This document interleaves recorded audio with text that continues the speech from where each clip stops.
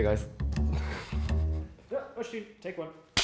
Is Mr. Oisín, Tá sé bliain is Beadaí, Tá mé i mo chónaí i mo bhean, Tá fós an ollscoil, Tá mé go bar mar cóir de thóir ach go dúil na hhéireann don cóir cóireacht, agus, níl Colin Carrigan.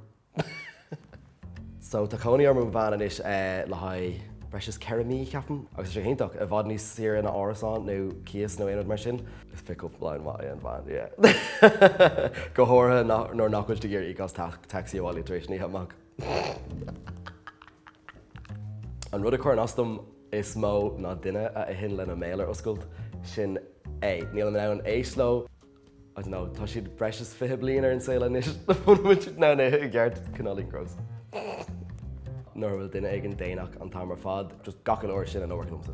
Má bhfuil si le, seo íon an tarán is fearlam agus tá tomáint áitéigen agus tá na focaile mí cheart ag teachtamach an táimar fad. Conna súil siad an áhar an fearla, you know? Mar go raibh mé ar fearn chur thucht na hhéireann le cúpla bhíon bhíos ag eitilt an táimar fad agus gach uair nuair a tháinig an etal an isteach agus má thula mé bualadh bus amháin just like ní raibh mé gur éclis níos má. Okay, so má raibhas ar deir seach na mansúil sa dul ní rachan a bháile ach chuir sé astam fís beag. Bhí mé le ar dús nar chuir mé an ceistó mar tá bhil ró an ricta síní sa deir háras ná bhfuil bus. I don't know, just cén fá go tú bhfuil bus. Like, ní an páile chun éclistal. I feel like such a bitch. Chance walk win an 5 blumps an áire. Nar landal a natural. Ní déanam féin rud, ní déanam seo rin nó sin. Hi, is Oisín Mary-Kate agus is as cinnte mínicán mé. Táim ag déanamh staidéir ar an cheol agus an ghéalga i Coláiste na Trinner Dates. I má an séir bíam ag is maile me dul ar siúlóidí, tá siúlóidí jazz, especially nuair atá I'm sure sais che ach sais fur, tá sé cozy, tá sé jazz is mailem sin.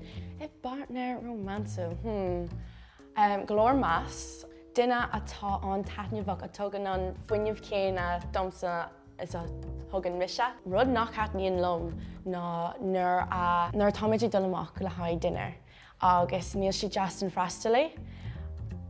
Big no. Caithfidh bésaí a bheith acu. Tá sin an tábhachtach dom. Táim oscailte den smaoinemh de bhuacail cara a caithfidh siad a bheith ceart.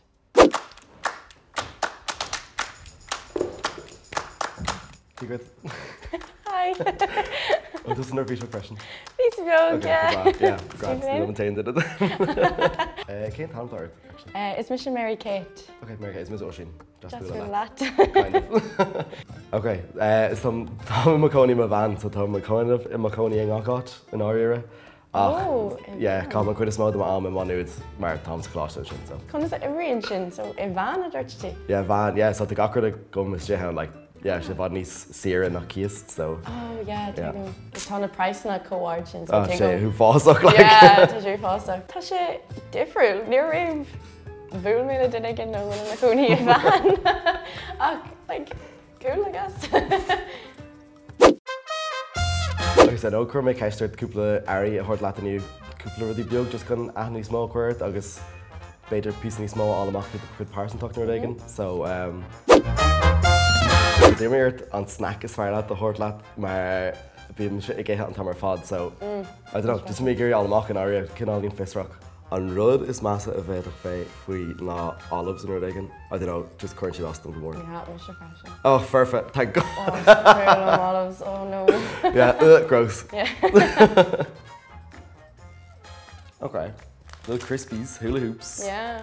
An ní teanna cín barla na flavour seo. Yeah, agus na salt and vinegar cane. Yeah, sin na cín barla freisin.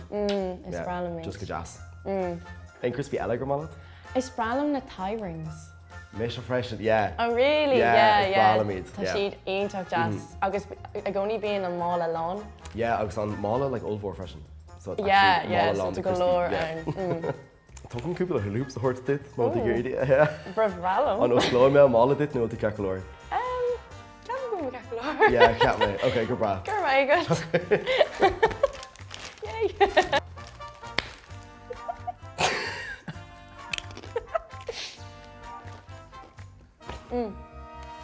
on Josh. So rud eile gur dtíir míart tuairt leat ná an ar an fear leat agus ceapan go bhfuil sé seolta chugum inis. Níl an ar an seachliste go mríomh. Oh, really? Yeah, no, this gum an bhana ach níl sé cliste go mríomh. The Smiths, yeah. So mar nach bhfuil an ar an seo aródas gom an tanam an seans go méid tú an písta a chana. Okay, cause if a double-decker bus crashed into us, to die by your side is such a heavenly way to die. Okay, this gum an ar. Yeah. There we go. Well, Christian sé mar go bhfuil na focail ar fad ar álas a good? Actually, Neil. Okay, go bra. So much like more like melody type dinner, not a lyricy, like just stage my leis go so tis can cúpla lyricy. Oh, okay, go bra.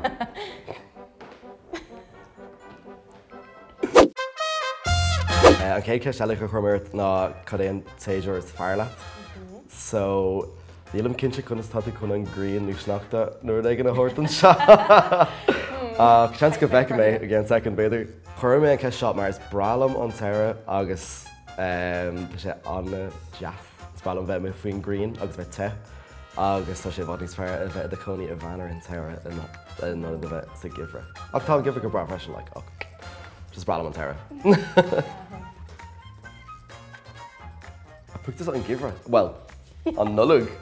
It's Bralams on Nulug. Right, it's Bralam on Givra. On Givra go homeland. Yeah, Fiocchi on Givra.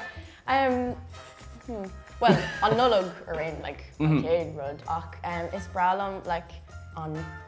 It's like on. I'm sure Compord. Like okay, it have like Ganzi Hamora, to layers of it, to like woolly socks, to a chocolate check, chucked them up, to like bullet jazz, like like dinner, like clonana, mar talking she like Kayla. No, it's Bralam give impression just booing on Sarah piece of bug, mar dig an album a dollar tour she was really mentioned, so the memories on Sarah, you know. Yeah. So ceist eile go chuirmin ná an bar Latino coffee is Bralam coffee. Americano got lá just really an éasca. Agus nuairtá sé cinálíonn fuaramach is Bralam le latte beag piece of vanilla nuair ag mar sin. Yeah. I'm bougie. Yeah. Is Bralam a té? Céin sort té? Is Bralam cup on té taréis lá sa chláiste. Like is Bralam sin nuair téim a bhaile hic muoineán like being on kitchel ré agus being té aguain like agus brisky allings. Is Bralam cafe freshen ach dogurk and kester and cake and a round no hot jarhin on té. Just níos mó compórna. Yeah. Níl tú really now just cup on coffee all ag there and he like. Ag there and he an bhain tú gola. Well, no, like Neil, sin ceir támrá, like Neil tú now cafe compórdacha all ag there and yeah. Mar beit tú sús in her fad like so. So tá sim olmhór agam sa cheol agus like is cumul am mna bhfuil an ceol hena chéine aguain like an sim chéine aguain an bhfuil an ceol mar cuid mór de héal nó cad é an scéan sin cé bhfuil de banna nó irony is fear leat. Ag an nóid seo níl beidir banna nó irony is fear lom ach ní málam like pop. Ní mála cad like pop music, yeah. Oh yeah, okay. Yeah. Okay, Cén size pop? No, ní mála mé. Ein sort. Oh. Yeah. I don't know, an ária níl am an A-station radio. I don't know, just ní beidir, well no, it's félum. Okay. Okay, cén fá nach dat níl an pop leat? Ní let's go, just An hat níl Ed Sheeran leat? Ní casan as ach ní corhan air. Yeah. You know? Yeah, mis fresh. Go bra like ach ní rockin' goodie ceolcar an beidir. Yeah, mis fresh until she just kind of done radio cap. Yeah. Yeah. Yeah, bhí sin gas. Yeah, no, a handig mórlam. Yeah, tá tú cluisin siad mar go duna jazz agus tá roint really difriúil adrin a ceam go sin go má, you know? Yeah. Like an sin ceol agus gachart mar sin. Yeah, tá mé silly, yeah. Yeah, it's in a galgoir recruit as one jazz. Yeah, time super more.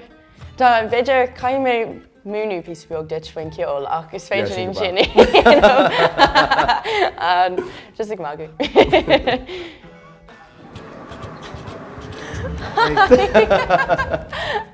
I'm the group. Oh, gur my good. Is one of the piercings. Anna jazz. Gurmíle. Cool. Yeah, ní ra méid súla seo ar inghorfaí. Sin níos massive, níos fair. Tá go mai, tá go mai. Yeah, no, I don't know. Does Nero make some of air dinner? Do you know what I mean? Yeah, so, yeah. I'm mechanical. So yeah.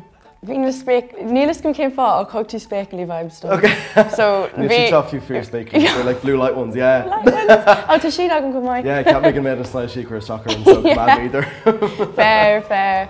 Yeah, I don't know, Captain go rocking her daughter last Ah, Mom yeah. will be Gary, obviously. Yeah, come on, you similar, so major, yeah.